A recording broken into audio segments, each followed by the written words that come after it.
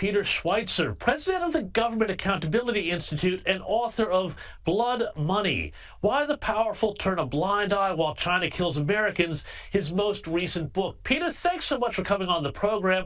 I want to talk to you about another book you've written in 2020 called Profiles in Corruption: Abuse of Power by America's Progressive Elite, which details, among other things, what you believe is Kamala Harris's corruption as a public prosecutor. Give us an overview here, especially for Australians who may not be familiar with the Kamala Harris story and whether she really was as tough-talking a prosecutor as she claims now that she's running for president.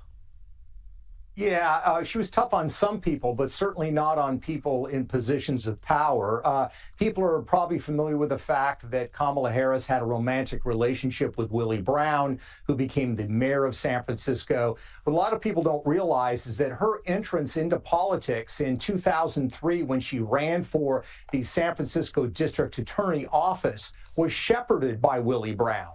At the time, Willie Brown was the mayor. Tell us a bit about who Willie Brown was here, because I think people hear the name Willie Brown, and we need to get a little bit of background on this. Yeah, no, great point. Willie Brown had been the Speaker of the California Assembly. He became the mayor of San Francisco. He was under, by some reporting, more than a dozen investigations by the FBI on corruption charges. And he certainly carried that into San Francisco. And the problem that he faced in 2003 was that several of his closest friends were under investigation by the then San Francisco District Attorney, a guy named Terrence Hallinan. And these involved all kinds of serious corruption allegations.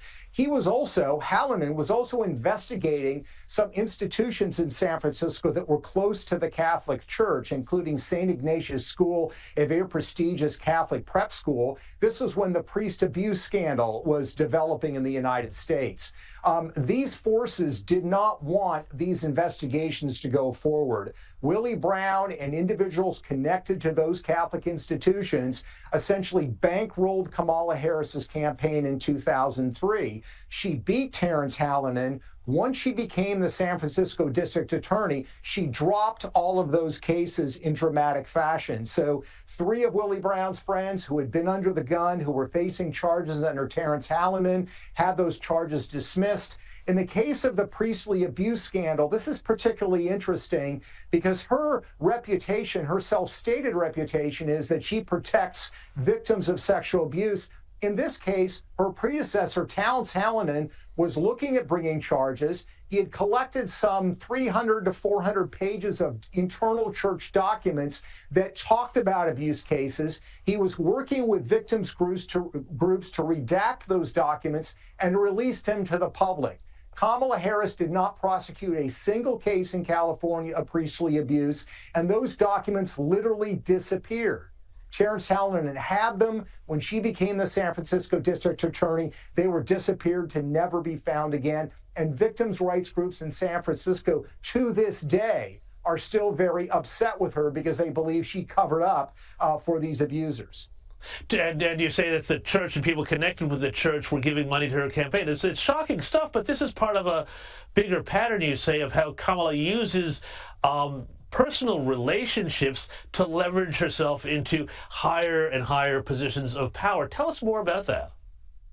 Yeah, so when she becomes the California Attorney General, the chief law enforcement officer in California, she develops this reputation of going after, big companies on fraud charges, on environmental, claims of environmental law violations, et cetera. Then there's a case brought to her attention involving 6 nutrition supplement companies in California. They're already under investigation by the Department of Justice in Washington, D.C. They're also under investigation by the U.S. Federal Trade Commission, and her office in San Diego develops a case and says, we need to prosecute these companies for false claims and fraud because they're based in California. Kamala Harris, the Attorney General, completely out of character, says, no, we are not going to investigate this. She shuts it down. It turns out later, lo and behold, that all 6 of those companies are represented by a law firm where her new husband at that time, Doug Emhoff, is the managing partner. And there are numerous other examples of her sort of selective embrace of the law. In other cases, there was a nonprofit hospital chain in California that wanted to sell its assets to another nonprofit chain in California because they couldn't afford to run the hospital anymore. But that new nonprofit did not want the service employees union to unionize. They said they couldn't afford to have that happen. Kamala Harris squelched that deal, prevented this nonprofit from taking over this hospital. Instead, she approved the deal with a hedge fund in New York to take over that hospital chain. That new owner was willing to play with the Service Employees International Union, allow them to unionize, but unfortunately they dramatically reduced services in the area. The point being is that it hurt the residents in the area, but it certainly benefited the Service Employees Union, which was, by the way, one of her biggest financial backers when she became Attorney General and also when she later ran for the United States Senate.